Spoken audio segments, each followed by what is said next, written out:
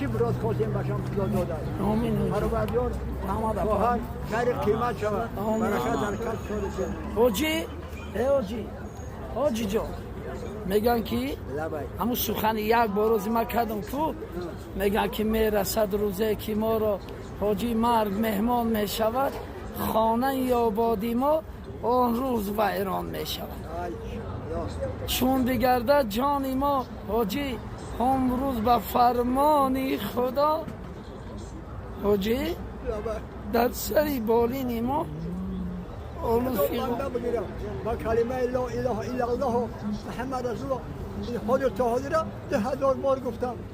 بسم الله الرحمن الرحیم لا اله الا الله محمد رسول الله خدا یک ملت محمد رسول برکت باشم شکر شمرو خدا داره باشم حاجی دعا که در نمازو که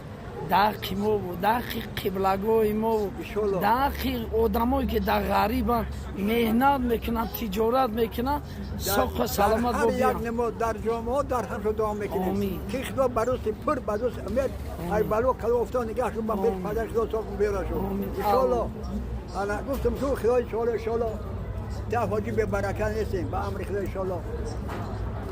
خداوند نگهبانت باشه حاجی همه وقت دعاگوی ما باشه